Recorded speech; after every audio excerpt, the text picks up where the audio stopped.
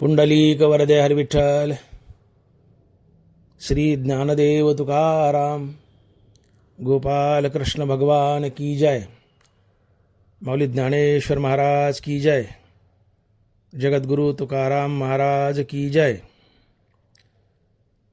मनोनी कल्पना जे सांडे तेची गा संन्यासू घडे,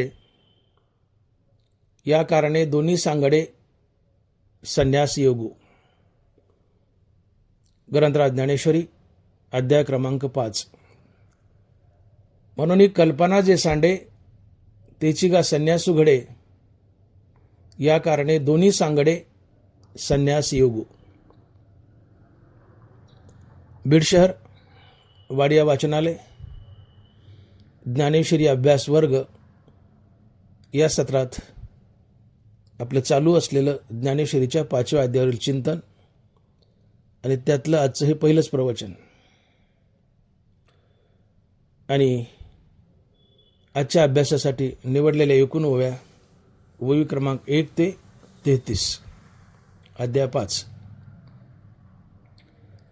आणि या ओव्यांपैकी आजच्या प्रस्तुत प्रवचनासाठी निवडलेली ओवी म्हणून कल्पना जे सांडे तेची गा संन्यासू घडे, या कारणे दोन्ही सांगडे संन्यास योगू.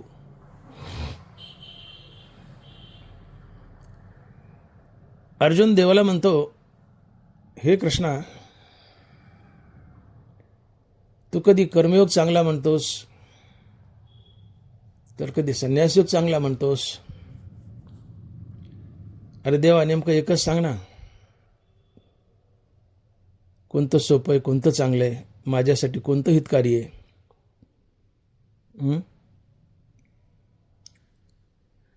अर्जुन म्हणतो देवाला, जैसे निद्रेचे सुख न मोडे आणि मार्ग तरी भवसाल सांडे, तसे सुखासन सांगडे सोपे व्हावे. अर्जुन म्हणतो देवा, खूप दूरचा प्रवास करायचा आहे, तर त्या प्रवासासाठी वाहन असं असावं की दूरचा प्रवासही घडावा आणि झोपेचं सुखही मिळावं. दोन्ही गोष्टी सुखकारी झाल्या ना. दूरचा प्रवासही घडला आणि झोपही घेतली, झोपेचं सुखही मिळालं. तसं देवा, करायला सोपं आहे आणि सहज आम्हाला भगवंताची प्राप्ती होईल असा सोपा मार्ग सांगणार आहे. घडीत तो म्हणतो कर्मयोग चांगला, घडीत म्हणतो संन्यासयोग चांगला. देवा, यापैकी एक नेमकं कुठलं तरी सांग ना, मी गोंधळात पडलोय. या अर्जुनाच्या प्रश्नावर भगवान कृष्ण उत्तर देत आहेत अर्जुनाला की अर्जुना, कर्मयोग आणि संन्यासयोग दोन्ही चांगले आहेत आणि दोन्ही मोक्षदायीच आहेत. परंतु कर्मयोग सोपा आहे आणि ज्ञानयोग अतिशय अवघड आहे. किती अवघड आहे तर ज्ञानवार लिहित आहेत, पाहे पा लोहाचे चणे जे बोचरिया पडे खाणे.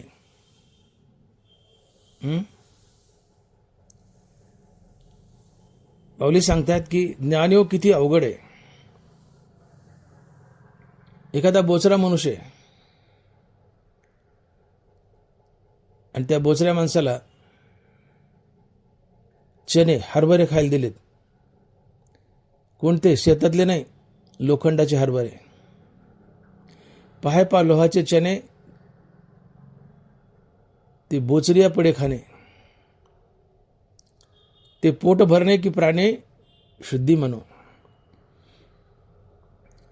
तोंडात एक दात नाही ना अशा म्हाताऱ्या माणसाला लोखंडाचे हरभरे खायला दिलेत.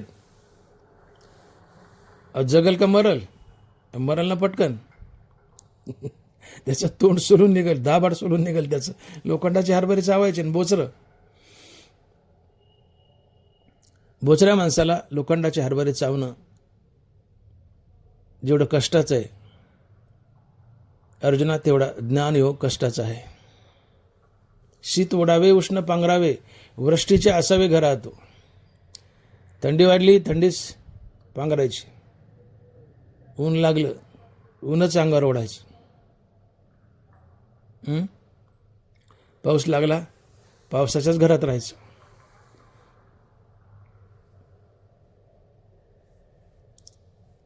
भूक लागली भूकच खायची, तहान लागली तहानच प्यायची. दिवस रात्र वारा भसकत राहायचा.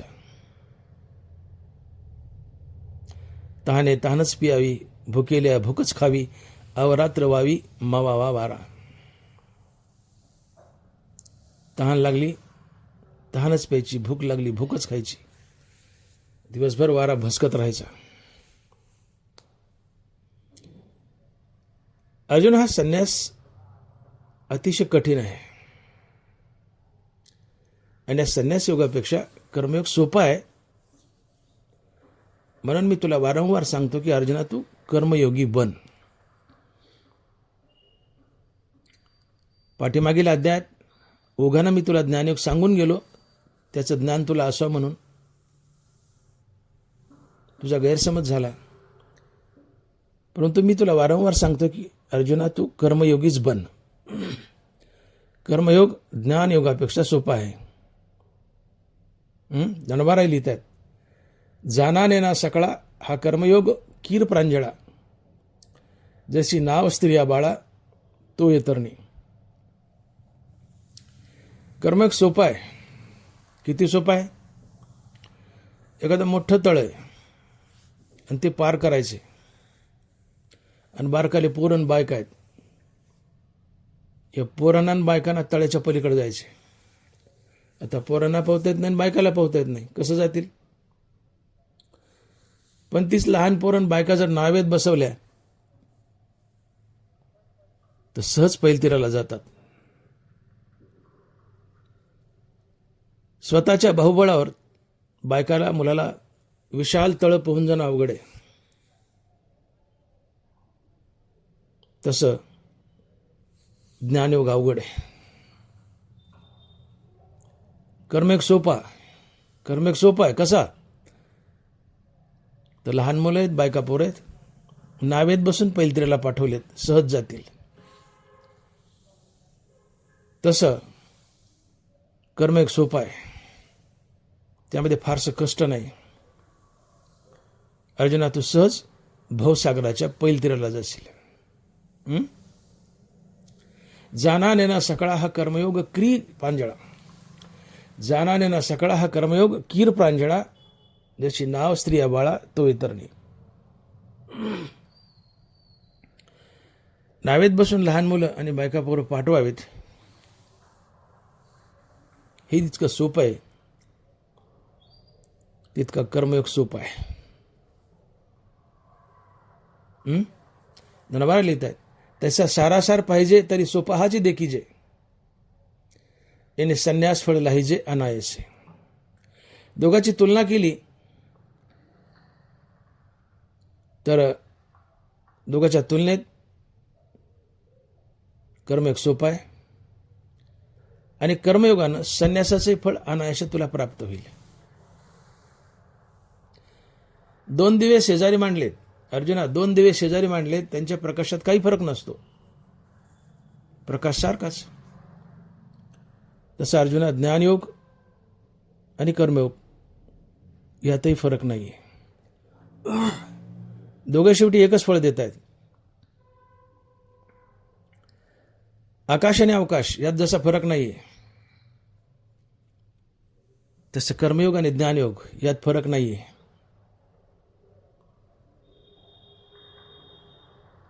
दोन्ही योग मुक्तीच देतात. पण तुलनात्मक कर्मयोग हा ज्ञानयोगापेक्षा अतिशय सोपा आहे. ज्ञानयोग अतिशय कठीण आहे. दोघांची तुलना केली तर कर्मयोग हा ज्ञानयोगाच्या तुलनेत अतिशय सोपा आहे. आणि कर्मयोगानं संन्यासाचं फळ तुम्हाला आपोआप प्राप्त होतं. भगवंत अर्जुनाला म्हणतायत, अर्जुना, मी तुला संन्यासाचे चिन्ह सांगतो. संन्यास कसा ओळखावा? म्हणजे कर्मयोगी आणि संन्यासी दोघे सारखेच आहेत तुझ्या लक्षात येईल. संन्यासी कुणाला म्हणावं? ज्ञानोबा संन्यासाची व्याख्या सांगतायत, माऊली लिहितायत, तरी गेली याची सेन करी न पवता चाड न धरी, जो सुनिश्चळ अंतरी मेरू जैसा. गेली याची सेन करी, गेले तर गेलं, जे मिळालं नाही ते नका का मिळाना, आहे ते गेलं काय, आणि मिळालं ते मिळालं, नाही नाही मिळालं. ज्याला दोन्ही गोष्टीची पर्वा नाही, अर्थात जो विरक्त आहे, तो संन्यासी असतो. जो निरीच्छय तो संन्यासी असतो. पुढे ज्ञानोबा लिहित आहेत, आणि मी माझी अशी आठवण विसरले जायाचे अंतकरण, पार्था तो संन्यासी जाण निरंतर.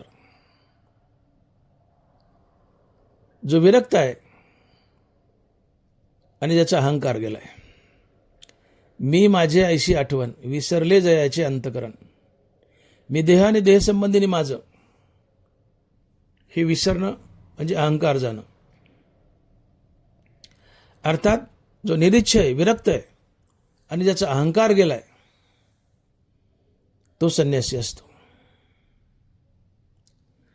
आणि मग असा अहंकार शून्य आणि विरक्त मनुष्य संघात जरी राहिला तरी तो मनाने निसंग असतो. ऐसा मने जो झाला संगी तोची सांडिला, म्हणून सुखे सुख पावला अखंडित. नरोबर बोलतात, ऐसा मने जो झाला संगी तोची सांडिला, म्हणून सुखे सुख पाविला अखंडित. जो विरक्त आहे, अहंकार शून्य आहे, ज्याच्या मनातून अहंकार निघून गेलाय, ज्याचं मन विरक्त आहे, असा मनुष्य संघात राहून निसंग असतो. आणि त्याला घरदार सोडायची गरज नसते. त्यांना बरा लिहित आहेत, आता ग्रहाधिक आघवे काही न लगे ते जावे, जे झाले स्वभावे निसंग म्हणून. देखे अग्नी विजोनी जाय, मग जे राखोंडी केवळू होय, ते कापुसा तो गिवसे जिया परी. माऊली म्हणतायत की जो विरक्त आहे, अहंकार शून्य आहे, त्याला भगवत प्राप्तीसाठी घरदार सोडायची गरज नाही. घरात राहूनच तो भगवंताची प्राप्ती करू शकतो. ज्ञानोबा उदाहरण देत आहेत, देखे अग्नी विजोनी जाय, मग जे राखोंडी केवळ होय, ते कापुसा तो गिवसीय जिया परी. अग्नी विजला आणि त्याची पूर्णता राख झाली. आता ही राख कापसात गुंडाळून ठेवली तर कापसाला काय धोका आहे का? अजिबात नाही. राख कापसाचं काय वाकडं करणार आहे? अग्नी पूर्णता विजलाय, त्याची राख झाली, मग ही राख कापसात गुंडाळी. अग्नी असेल आणि ती कापसात गुंडाळी तर कापूस जळेल, पण अग्नी विजली, त्याची राख झाली आहे, आणि राख आता कापसात गुंडाळी, कापसाचं काय वाकडं करेल? तसं तुमच्या मनाची राख झाली आहे, मनच मेलय, मनातला अहंकार मेलाय, तुम्ही विरक्त आहात, मग संसार तुमचं काय वाकडं करणार आहे? तुम्ही कर्म करूनही कर्मबंधनात अडकणार नाहीत. हनुमान ज्ञानोबा लिहित आहेत की तैसा असते नि उपाधी, ना कळी जे कर्मबंदी, जयाचे बुद्धी संकल्प नाही. अग्नी विजलाय, राख झाली, कापसात गुंडाळी, आता हे राख कापसाचं काही वाकडं करत नाही. तसं तुमच्या मनातील संकल्प मावळलाय आणि तुम्ही घरातच आहेत, संसारात आहेत आणि कर्मही करतात, ते कर्म तुमचं काही वाकडं करत नाहीत. ती कर्म तुम्हाला कर्मबंधनात बांधत नाहीत. त्या कर्माच्या फळाचा त्याग आपोआप होतो. का? तर तुमच्या मनात आता कुठला संकल्प नाही. तुमच्या मनात जर कुठला संकल्प असेल आणि काही हेतू ठेवून जर कर्म केली, तर तो हेतू किंवा तो संकल्प, अर्थात ती कर्माची फळं तुम्हाला संसार बंधनात बांधतात. परंतु तुमचा संकल्पच मावळला आहे. हा संकल्प म्हणजे काय? तर संकल्प म्हणजे दृढ निश्चय, कुठला तरी ठाम निश्चय, एखादा हेतू किंवा ध्येय, कुठला निर्णय, तुम्हाला काहीतरी करायचंय असा दृढ निश्चय, ठाम निश्चय, याला संकल्प म्हणतात. आणि ज्याच्या मनात संकल्प असतो तो साधारण जीव असतो. आणि ज्याच्या मनातून संसारिक संकल्प मावळलेत तो कर्मयोगी असतो, तोच संन्यासी असतो, तोच देव असतो आणि तोच संतही असतो. आणि मग ज्ञानोबा उदाहरण देत आहेत की किडाचा दोष जाय तरी तेची पंधरे होय, तसे जीवा ब्रह्मत्व आहे संकल्प लोपी. किडाचा दोष जाय तरी तेची पंधरे होय, तसे जीवा ब्रह्मत्व आहे संकल्प लोपी. सोनं जाळात घातलं, त्याचा बट्टा जाळाला, आता पाठीमागं शुद्ध सोनं राहिलं. तुमच्या मनातील संकल्प मावळला, तुम्ही तात्काळ देव झाले, संत झाले. किडाचा दोष जाय तरी तेची पंधरे होय, तसे जीवा ब्रह्मत्व आहे संकल्प लोपी. मनात काही इच्छा आहेत, विचार आहेत, संकल्प आहे, ध्येय, हेतू आहे, तुम्ही साधारण जीव आहेत. मनात संकल्पच नाहीये, हेतूच नाही, ध्येयच नाही, विचार नाहीये, कुठला निश्चय नाहीये, तुम्ही हेतू राहतात, हेतू रहित आहात. मनात कुठला संकल्पच नाहीये, तुम्ही तात्काळ देव बनता, संत बनता. सोनं जाळ्यात घातलं, सोन्यातला बट्टा जळाला, सोनं शुद्ध झालं. मनातला संकल्प जळाला, तुम्ही तात्काळ देव झाले. आणि मग जो मनुष्य विरक्त आहे, अहंकार शून्य आहे, मनात कुठला संकल्प नाहीये, मनात कुठला विचार नाहीये, आणि मग असा मनुष्य कर्म करून कर्म करत नाही, आणि कर्मयोगी असून तो संन्यासी असतो.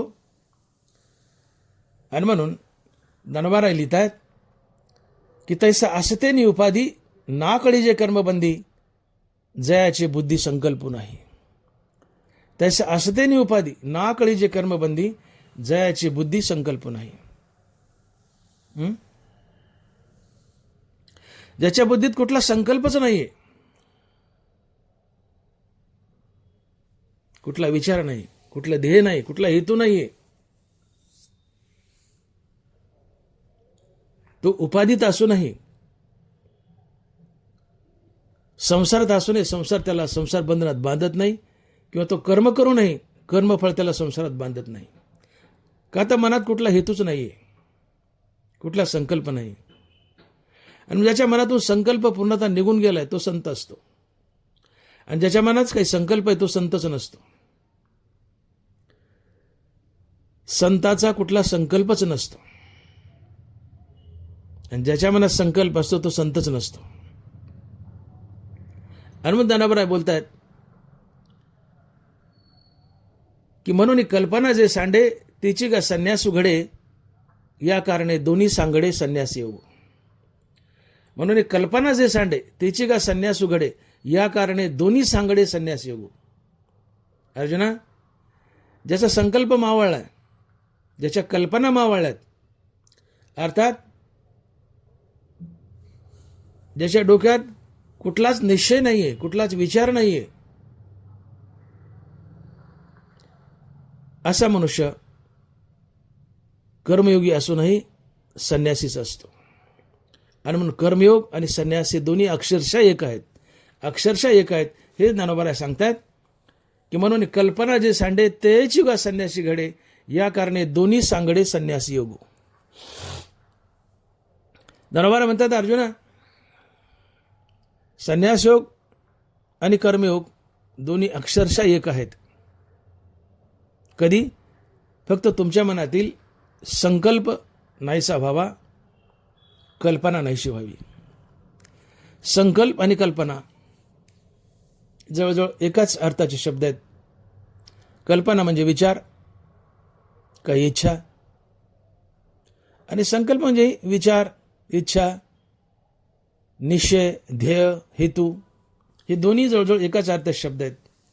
अर्थात ज्याचे संकल्प आणि कल्पना मावळल्याच, अर्थात ज्याच्या डोक्यात कुठलाच विचार नाही, कुठली इच्छा नाही, कुठला हेतू नाही, कुठले ध्येय नाही, कुठला निश्चय नाही, कुठला निर्णय नाही,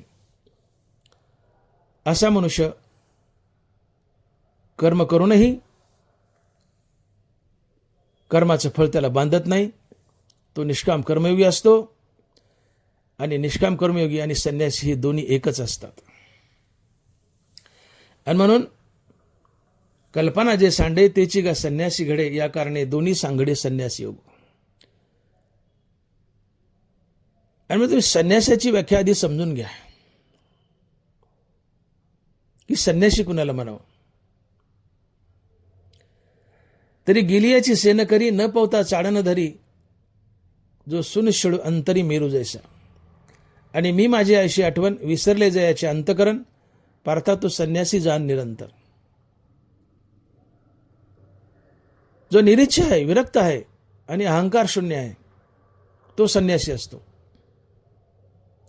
आणि मग जो विरक्त आहे, अहंकार शून्य आहे, असा मनुष्य कर्म करूनही कर्माचं फळ त्याला बांधत नाही, तोही एक प्रकारचा संन्यासीच असतो. संन्याशाने काय केले? जे निपटूनी कर्म सांडीजे, ते सांडणे संन्यासू म्हणीजे, आणि फल मात्र का तेजीजे, तो त्यागुगा. जे निपटूनी कर्म सांडीजे, संन्याशानं खरडून कर्म टाकलेत, आणि कर्मयोग्यानं कर्म करून कर्माचं फळ टाकले, ते देवाला अर्पण केले. आणि म्हणून निषिद्ध कर्म करू नका. अर्थात जी घाणेरडी कर्म आहेत, चोरी, चपाटी, लांडी, लबाडी, परद्रव्य, परनारीचा अभिलाष, परनिंदा, परपीडा, ही जी घाणेरडी कर्म आहेत, ही निषिद्ध कर्म आहेत. ही निषिद्ध कर्म करू नका, पाप तुमच्याकडे येत नाही. काम्यकर्म करू नका, पुण्य तुमच्याकडे येत नाही. काम्यकर्म म्हणजे सकाम भावनेने पेटून उठायचं आणि मला स्वर्ग मिळावं म्हणून मोठमोठे यज्ञ करायचे. परोपकारार्थ जमिनी दान करायच्या, विहिरी खोदायच्या, बगीचे लावायचे, मोठमोठे दानधर्म करायचे. मला पुण्य मिळावं, मला स्वर्ग मिळावं, या भावनेने पेटून उठून मोठे मोठे दानधर्म, यज्ञादी कर्म करणे म्हणजे काम्यकर्म. ही काम्यकर्म करू नका, पुण्य तुमच्याकडे येत नाही. आता उरली नित्यनैमित्तिक कर्म. आता उरली नित्यनैमित्तिक कर्म.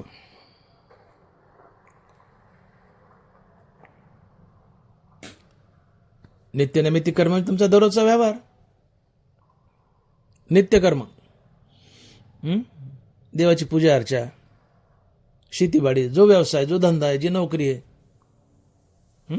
ते तुमचं नित्यकर्म. आणि नैमित्तिक कर्म आहे त्याच नित्यकर्मात, त्या नित्यकर्माचा थोडासा विस्तार. पाहुणा आला, थोडासा स्वयंपाक वाढला, ग्रहण वगैरे आहे, दानधर्म केला. नित्यकर्माचा थोडासा विस्तार, ते नैमित्तिक कर्म. नित्यनैमित्तिक कर्मालाही फळ आहे, ते पुण्य, हे भगवंताला अर्पण करा.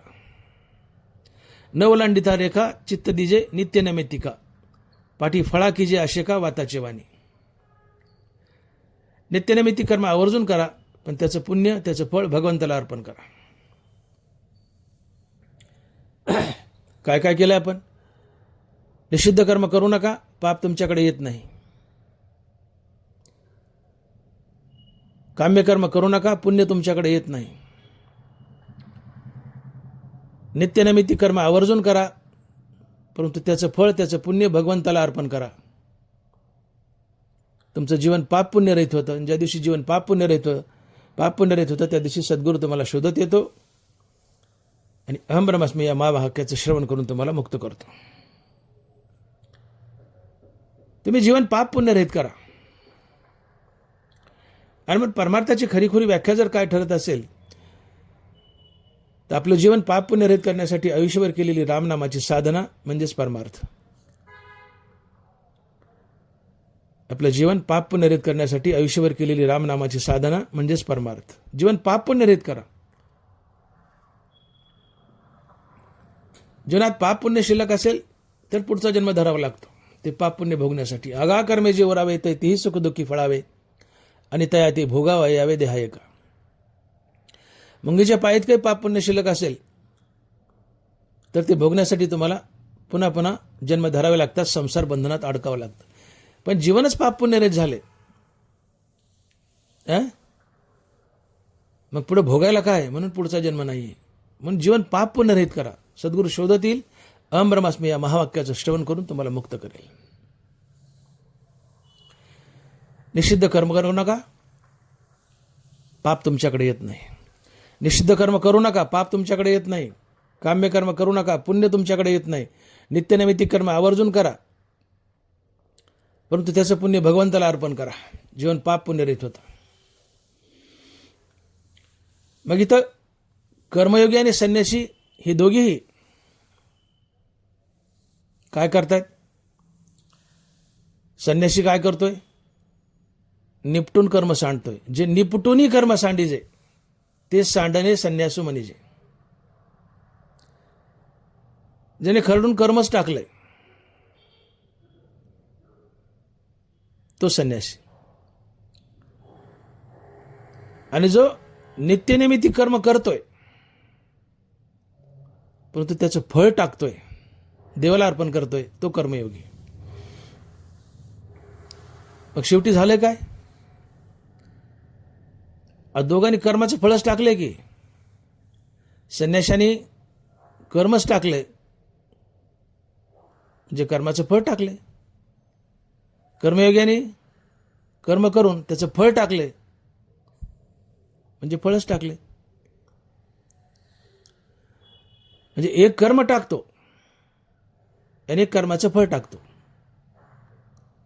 आता कर्म टाकलं म्हणजे फळाची उत्पत्ती नाही म्हणजे फळच टाकले. एक कर्म करून कर्माचं फळ टाकतोय म्हणजे फळच टाकले. मग कर्मयोगी संन्यासी एकच झाले ना. प्रक्रिया वेगळी पण कृती दोघांनी एकच केली. दोघांकडून फलाचा त्याग घडतोय. आणि मग ज्ञानवाला हीच गोष्ट समजावून सांगतायत की म्हणून कल्पना जे सांडे तेची का संन्यास उघडे, या कारणे दोन्ही सांगडे संन्यास योगू. संन्यास योग आणि कर्मयोग दोन्ही सारखेच आहेत. फरक एवढा आहे, संन्याशानं खरडून कर्मच टाकलीत, कर्मयोगाने कर्म करून कर्माचं फळ टाकले. फळ टाकण्याशी मतलब आहे. संसारात बांधतोय कोणतं कर्माचं फळ, पण मार्ग वेगळा आहे. पण दोघांनी फळच टाकले ना, दोघे संसारातून मुक्त होतात. आणि मग कर्मयोग आणि संन्यासयोग दोन्ही सारखे. म्हणून कल्पना जे सांडे त्याची का संन्यास उघडे, या कारणे दोन्ही सांगडे संन्यास योगू. तुमच्या मनातला संकल्प मावळावा, विचार मावळावा. तुम्ही निरीच्छा असावं. तुमच्या मनात कुठलाच निश्चय नाही, हेतू नाहीये. निरीच्छ आहात, निरीच्छ आहात, हेतू नाहीये, इच्छा नाहीये, म्हणजेच संकल्प मावळलाय. कल्पना मावळल्यात. आणि ज्याचा संकल्प मावळला, कल्पना मावळल्यात, तो कर्मयोगी कर्म करूनही कर्म त्याला बांधत नाही. का तर निरीच्छ भावनेने कर्म करतो. आणि म्हणून कर्मयोगी आणि संन्यासी हे दोघे एकच असतात. हीच गोष्ट नरबऱ्या समजून सांगतायत की म्हणून कल्पना जे सांडे तेची का संन्यास उघडे, या कारणे दोन्ही सांगडे संन्यास योग. अर्जुना, संन्यास योग आणि कर्मयोग एकच आहेत. दोघेही फलाचाच त्याग करत आहेत. पद्धत थोडीशी वेगळी आहे. परंतु संन्यास योग अतिशय कठीण आहे, कर्मयोग अतिशय सोपा आहे. म्हणून अर्जुना तू कर्मयोगी बन. भगवान अर्जुनाला वारंवार बजावतात, अर्जुना तू कर्मयोगी बन. हा सोपा आहे. किती सोपा आहे तर जाना नेना सकळा हा कर्मयोगी कीर प्रांजळा, जशी नाव स्त्रिया बाळा तो इतर नाही. विशाल मोठं तळ आहे, पैठणच्या तळ्यासारखं. पोहून पैलतीराला जाणं महाकठीण आहे. मग नावेत बसले आणि गेले. बायका जातात, लेकरं जातात, माणसंही जातात. नावेत बसून पैलतीराला तळ्याच्या जाणं जितकं सोपं आहे तसा कर्मयोग सोपा आहे. म्हणून तू कर्मयोगी बन. संन्यास योगात कमालीचं कष्ट आहे. मी बोललो, पाय पा लोहाचे चणे जे बोचऱ्या पडे खाणे. बोचऱ्या माणसाने लोखंडाचे हरभरे फोडावेत, त्यात जे कमालीचं कष्ट आहे तितकं संन्यासात कष्ट आहे. कारण संन्यासात घराचा त्याग करावा लागतो, वनात जाऊन राहावं लागतं, तात्काळ विरक्ती हवी, तात्काळ अहंकार जावा लागतो, नाना संकटाचा सामना करावा लागतो. आपण बोललो, शीत ओढावे उष्ण पांघरावे, तहाने तहानच प्यावे, भुकील्या भूकच खावी. हे महाकठीण आहे. तहान लागल्या तहानच प्यान, भूक लागल्या भूकच खा, वाराज भसका. हे अतिशय कष्टदायी आहे. संन्यासाला भले तात्काळ मुक्ती आहे पण अतिशय कष्टदायी आहे. कर्मयोगाला मुक्ती थोडी उशीर आहे, हळूहळू ढाळे ढाळे म्हणल्यासारखं थोडी उशीर आहे, पण त्यात फारसे कष्ट नाहीत. कर्मयोगाला सहज मुक्ती प्राप्त होते. मग दोन्ही योग मुक्तीच देत आहेत. दोन्ही चांगले आहेत आणि दोन्ही मुक्तीच देत आहेत, पण एक महाकठीण एक सोपा आहे. मग त्या कठीणाच्या नादाला कशाला लागतात, सोप्याच्या मागे लागा ना. कर्मयोग सोपा आहे म्हणून कर्मयोगी बन अर्जुना. देव पुन्हा पुन्हा म्हणतात, अर्जुना कर्मयोग सोपा आहे, तू कर्मयोगी बघ, तू कर्मयोगी बन. कर्मयोगात करायचं काय? तुम्हाला फक्त संकल्प विकल्प मावळायचे. तुमच्या मनातला संकल्प घालवायचा आहे, तुमच्या मनातल्या कल्पना घालवायच्या. संकल्प गेला, कल्पना गेल्या, कर्मयोग आणि संन्यास योग एकच आहे. तीच गोष्ट नरबऱ्या सांगतायत की म्हणून कल्पना जे सांडे तेची का संन्यास उघडे, या कारणे दोन्ही सांगडे संन्यास योग.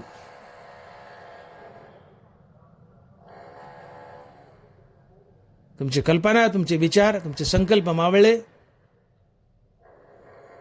की कर्मयोग आणि संन्यास योग एकच आहेत. तुमचे संकल्प मावळावेत, तुमचे संकल्प मावळावेत.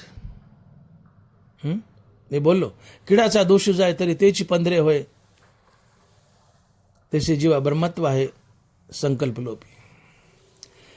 तुमचा संकल्प मावळला की तात्काळ तुम्ही ब्रह्मस्वरूप बनता, परब्रह्म बनता, पांडुरंग बनता, देव बनता. फक्त संकल्प घालवा. संकल्प म्हणजे दृढ निश्चय, इच्छा, हेतू, ध्येय हे संकल्प असतात. विचार शून्य होणं म्हणजे संकल्प जाणं, इच्छारहित होणं संकल्प जाणं. संकल्प गेले तात्काळ तुम्ही देव झाले. आणि मग नरबरा लिहित आहे, तैसे संकल्पनी काढिले जयाचे मनाचे चैतन्य झाले, त्याने एक देशी परी व्यापिले लोकत्रय. जो आपलं मन संकल्पातून बाहेर काढतो ते मन चैतन्य स्वरूप बनतं आणि तो मनुष्य एकदेशी शरीरात असून त्रैलोक्य व्यापून असतो, विश्व व्यापून असतो. तसे संकल्पनी काढले जयाचे मनाचे चैतन्य झाले, तेने एक दिशी परिव्यापिले लोकत्रय. मनातला संकल्प गेला रे गेला, मन संकल्प शून्य झालं की तुमचं मनच चैतन्य बनतं आणि तुम्ही विश्वव्यापून असता, तुम्ही मुक्त असता. तसे मनपण मुद्दल जाय मग अहंभाव अधिक के आहे, म्हणून शरीराची ब्रह्म होय अनुभवितो. ज्याचं मनच मुद्दल गेलंय, मग मनात वास करणारा अहंकार कशाला जिवंत राहील. मन मेलं, मनातील अहंकार मरतो. आणि मन मारायला, अहंकार मारायला सर्वात सोपं साधन आहे रामनाम. राम म्हणता काम क्रोधाचे दहन होय अभिमान देशू धडी. रामनामानं अहंकार जातो, ज्ञानेंद्रचे विषयभोग जातात, काम क्रोध जातात. रामकृष्ण नामे उन्मनी साधली तयासी लादली सकळ सिद्धी. सकळ सिद्धी म्हणजे मुक्ती. कशानं? मनाचं उन्मन झाल्यानं. उन्मन कशानं? तर रामकृष्ण नामानं. अर्थात रामकृष्ण नामानं मनाचं उन्मन होतं, मन मरतं. मन मेलं की तुम्ही मुक्त होता. मनाचं मरण हीच मुक्ती असते. मनाचं मरण हीच मुक्ती असते. आणि म्हणून अहंकार असेल, मनाचा मनपणा नाहीसा होणं हाच मोक्ष असतो. आणि म्हणून रामनामानं मन मारा. मन मेले की अहंकार आपोआप मरतो. आणि अहंकार असेल, मनाचं मरण हीच मुक्ती असते. आणि मग नित्य रामनाम घ्या. मनच मरेल, मन मेले की मधला अहंकार मरेल, मधले संकल्प विकल्प मरतील, कल्पना मरतील. संकल्प गेला तुम्ही तात्काळ देव झाले. मी बोललो किडाचा दोष जाय तरी तेची पंधरे होय, तसे जीवा ब्रह्मत्व आहे संकल्प लोपी. रामनामानं अहंकार मरतो, मनही मरतंय. मन मेलं, मनातला संकल्प मेला. संकल्प मेला, तात्काळ तुम्ही देव झाले. मग संकल्प मेला, देव झाले म्हणजे संन्यासी झाले. संन्यासी हा देवच असतो. आणि म्हणून त्याचा संकल्प मेला, कल्पना मेला, तो कर्मयोगी असतो. आणि कर्मयोगी हाच संन्यासी असतो. दोघे सारखेच असतात.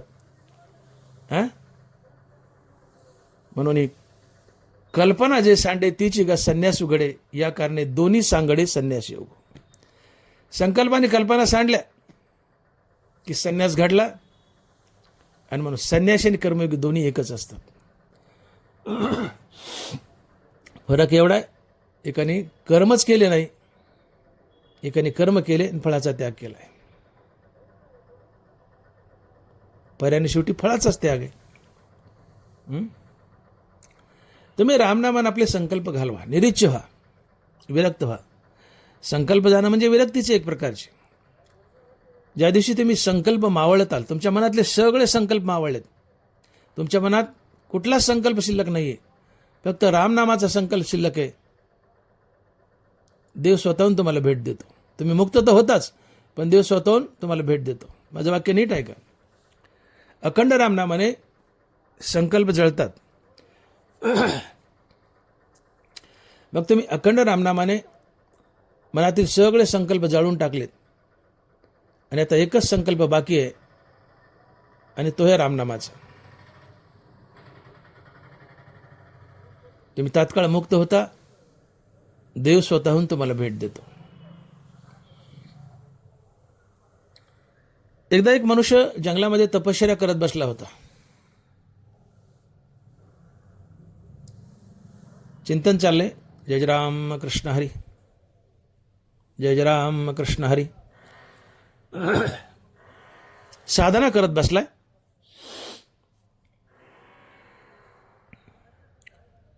तिथून नारद महर्षीची स्वारी चालली होती. हा जय जय राम कृष्ण हरीचा स्वर नारदाच्या कानावर पडला. नारद क्षणभर थांबले आणि त्या माणसाकडे गेले.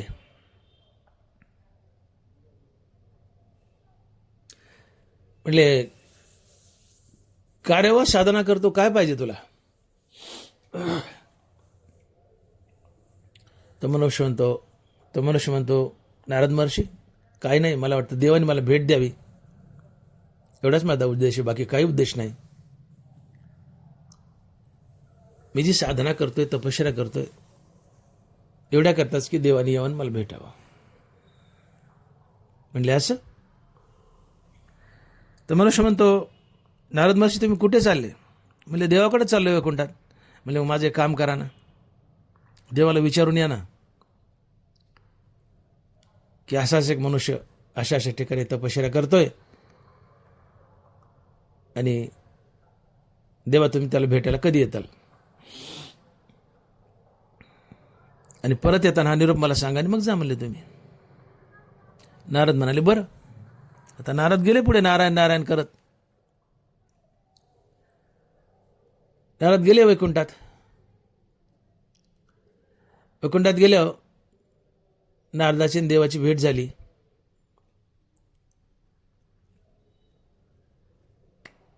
नारदाने स्वतःचं काय बोलायचं ते बोलून घेतलं आणि नंतर या माणसाचा विषय काढला. म्हणजे देवा, वनामध्ये असाच एक मनुष्य तपश्चर्या करतोय आणि त्याने एक निरोप धाडलाय. म्हणले देवाकडे चाललेच आहात तर माझा एक निरोप देवाला द्या की देव मला कधी भेटायला येतील. तर देवा, तर मी परत निघालो आणि त्याच मार्गे चाललोय, तर तुम्ही त्याला भेटायला कधी जाताल, त्याला काय सांगू मला टाइम टेबल.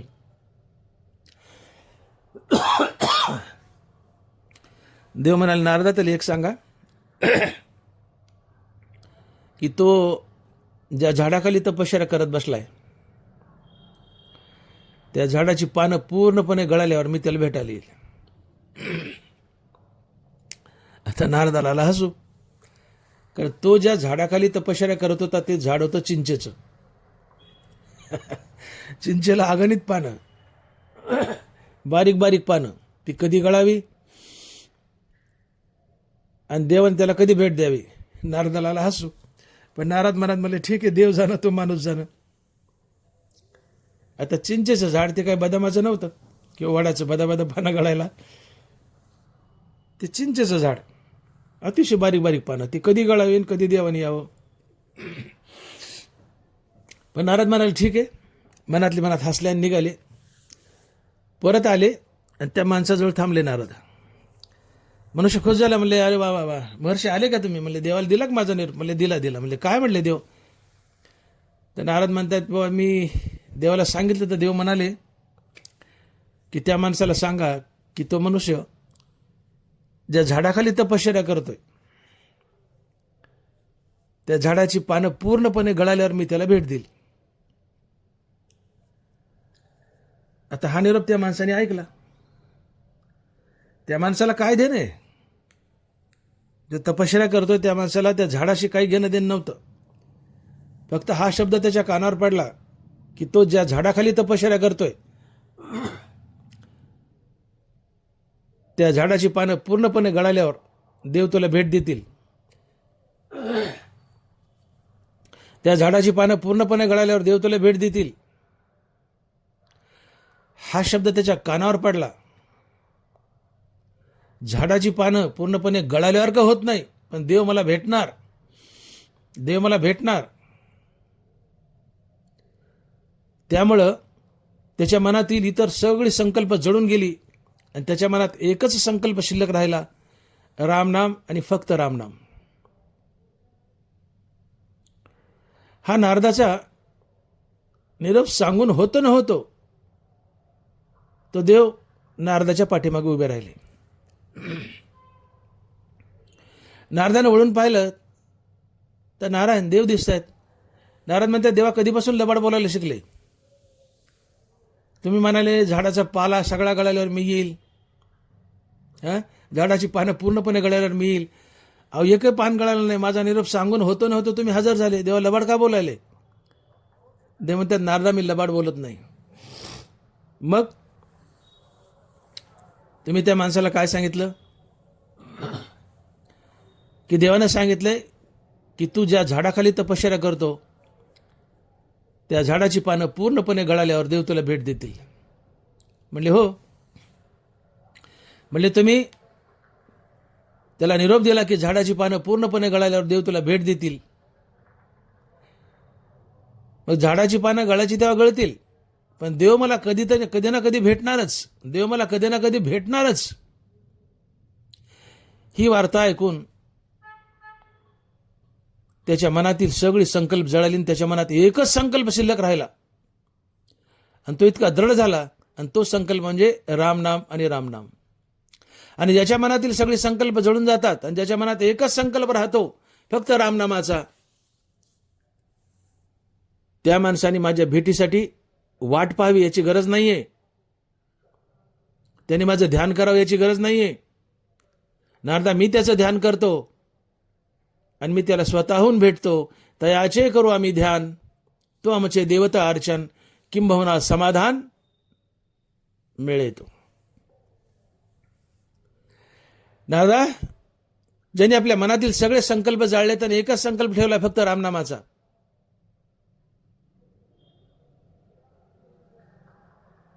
त्याला मी माझ्या भेटीसाठी वाट पाहायला लावत नाही. उलट मीच त्याच्या भेटीसाठी आतुर असतो. मला त्याला भेटावं असं वाटतं. मी त्याचं ध्यान करतो, मला त्याच्याशिवाय करमत नाहीये. आणि मी तात्काळ नारदा तुझा निरोप सांगून होतो न होतो तो हजर झालो. का?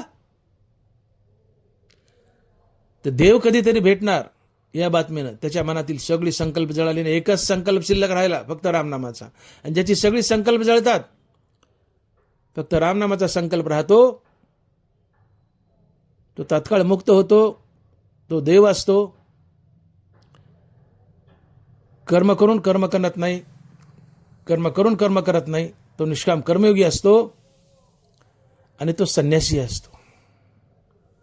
हनुमंतांना सांगतात की म्हणून कल्पना जे सांडे तेची गा संन्यास उघडे, या कारणे दोन्ही सांगडे संन्यासी योग.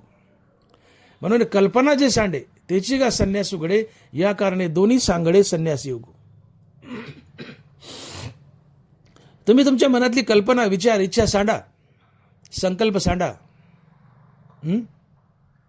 इच्छा, विचार, हेतू, ध्येय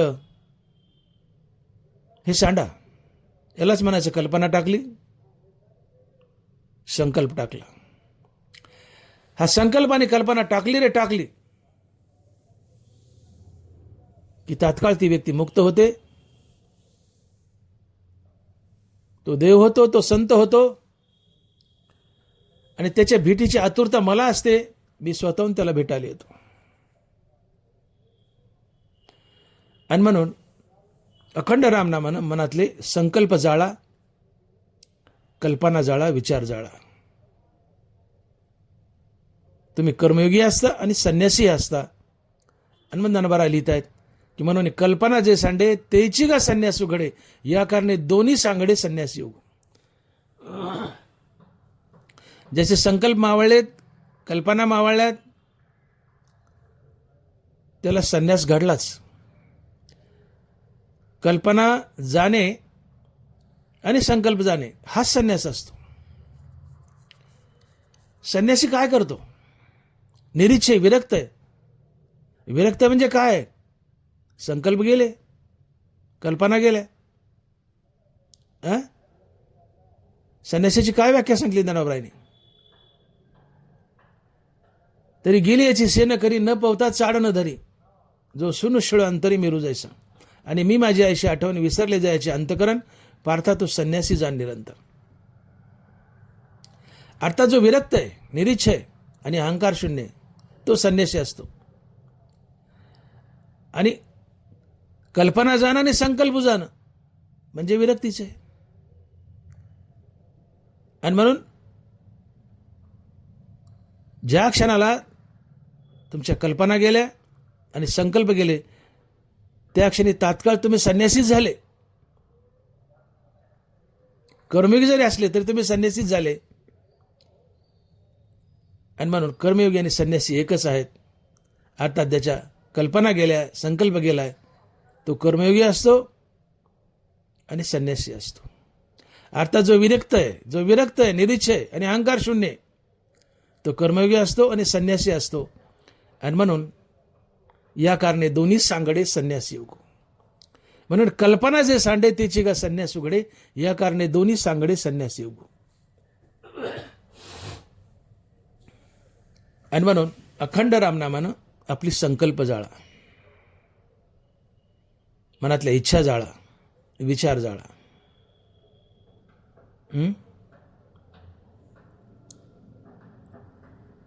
इच्छा आशा मारा. आशा ही समूळ खणून काढावी, आशा ही समूळ खणून काढावी, तरीच गोसावी व्हावे त्याने. तो कोवर आहे. आशा, वासना, इच्छा समूळ खणून काढाव्यात, तेव्हाच तुम्ही देव होता, गोसावी होता. गोसावी म्हणजे देव. आशा ही समूळ खणून काढावी, तरीच गोसावी व्हावे त्याने. तुम्ही आशारहित झाले, इच्छारहित झाले म्हणजे संकल्प मावळले, आणि यालाच विरक्ती म्हणतात. जीवनात विरक्ती आली, अहंकार गेला की तुम्ही देव होता. अहंकार गेला, तुका म्हणे देव झाला. तुम्हीच देव होता.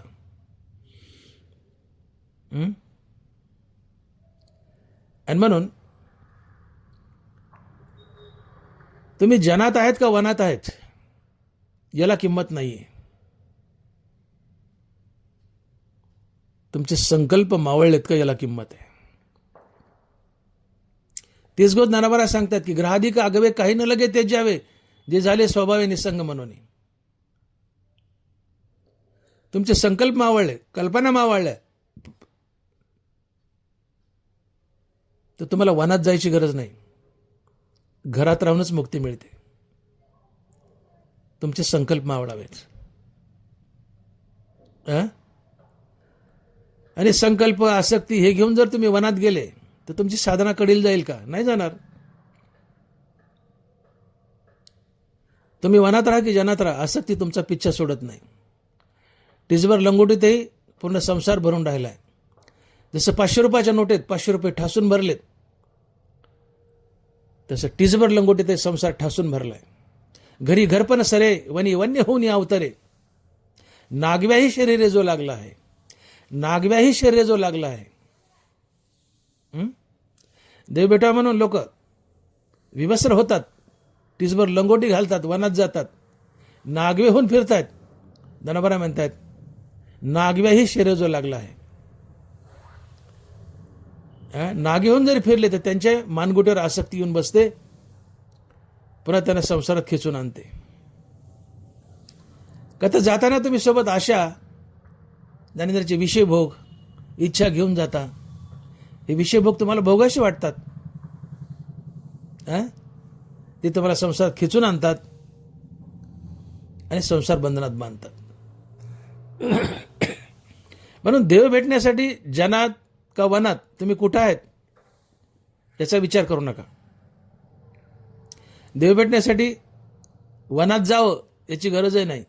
घरात राहूनही देव भेटतो. फक्त तुम्हाला संकल्प मावळायचे, निरीच्छ व्हायचे, आशारहित व्हायचे.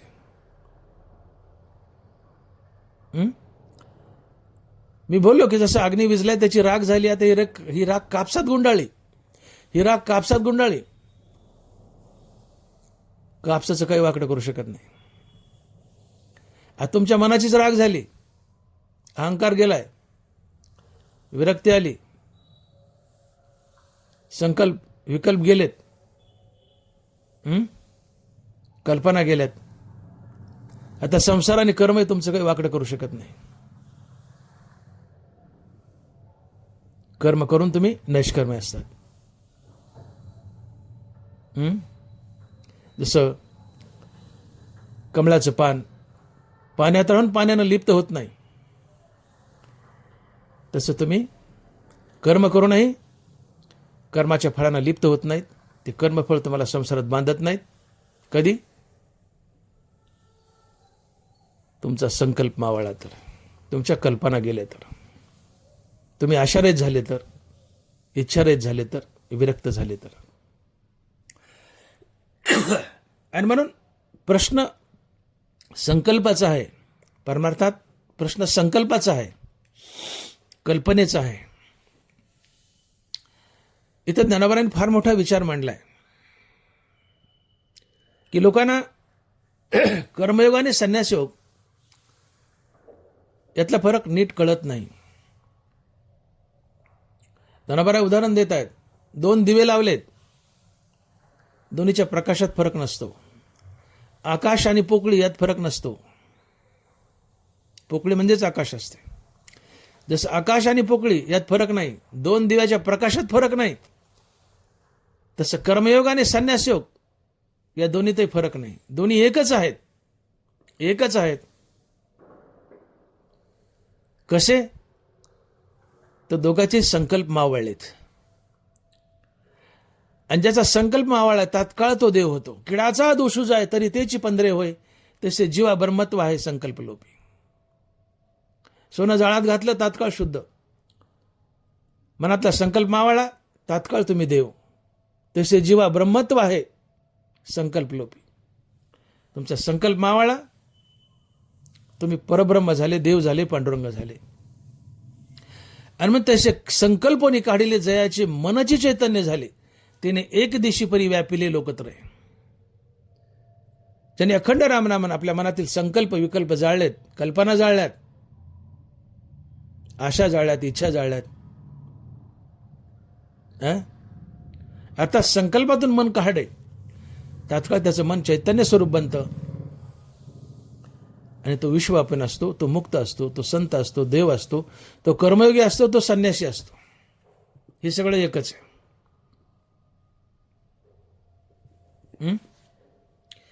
अर्थात कर्मयोग आणि संन्यासयोग दोन्ही सारखंच फळ देतात, आणि ती आहे मुक्ती. पण तो संन्यासयोग महाकठीण आहे. संन्यासयोग महाकठीण आहे. त्यात कमालीचे हाल अपेष्ट होतात. म्हणून अर्जुना, संन्यासयोगाच्या नादी लागू नको. तू कर्मयोगाच्या मार्गाने जा, का तर कर्मयोग सोपा आहे. कर्मयोग सोपा आहे. कर्मयोग करा. आज आम्ही स्वतःला बरेचसे लोक संन्यासी समजतात.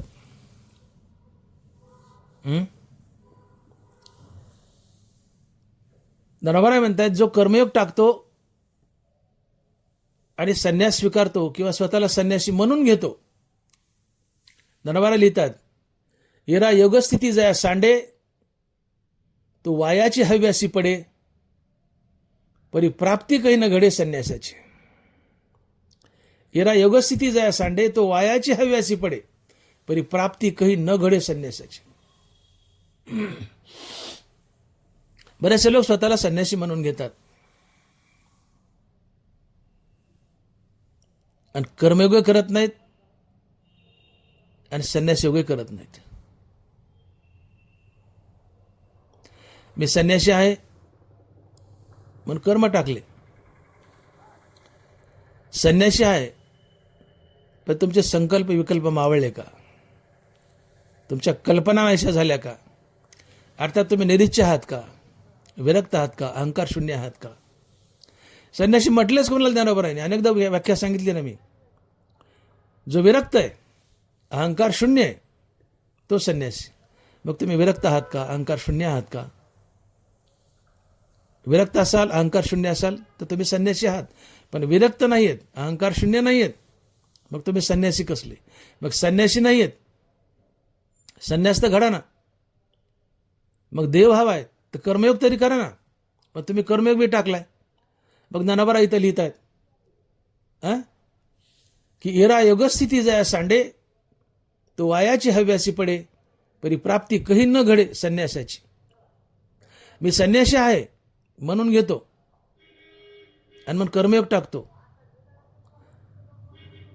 तुला कर्मयोग टाकला म्हणून कर्मयोग घडा ना, आणि संन्यासी म्हणून घेतो, तुला संन्यासी घडा ना. परी प्राप्ती काही न घडे संन्यासाची, तुला संन्यासी घडा ना. का? तर संकल्प विकल्प मावळला नाही, कल्पना मावळला नाही. संन्यास अतिशय कठीण आहे. संन्यास अतिशय कठीण आहे. संकल्प विकल्प मावळायला लागतात, कल्पना जाव्या लागतात, इच्छा माराव्या लागतात, आशा माराव्या लागतात, हेतू ध्येय मारावं लागतं, निरीच्छ व्हावं लागतं, विरक्त व्हावं लागतं, तेव्हा संन्यास घडतो. अहंकार शून्य व्हावं लागतं, तेव्हा संन्यास घडतो. हे तुझ्या जीवनात नाही आणि तू संन्यासी म्हणतो आणि कर्मयोग टाकला, तर कर्मयोग गेला, संन्यास गेला, तुला काहीच घडलं नाही. आणि म्हणून येरा योगस्थिती जाय सांडे, तो वायाची हव्यासी पडे, परी प्राप्ती काही न घडे संन्यासाची. आणि म्हणून ज्ञानोबा म्हणतात की जो युक्तिपंथे पार्था चढे मोक्ष पर्वता, तो महासुखाचा निमता वहिला पावे. युक्तिपंथे पार्था, कर्मयोग ही सोपी युक्ती आहे, संन्यास फार अवघड आहे. कर्मयोग ही सोपी युक्ती आहे. ज्याने कर्मयोगाचा सहारा घेतलाय, ईश्वरार्पण बुद्धीने कर्म करतोय. सकाळी उठल्यापासून रात्री झोपेपर्यंत आपल्या हातून घडणार प्रत्येक कर्म हरिनाम घेत घेत, कर्माभिमानाने फल्लेच्या टाकून, कर्तव्य आणि प्रभुपूजा समजून ईश्वराप्रित्यर्थ व ईश्वरार्पण बुद्धीने करा.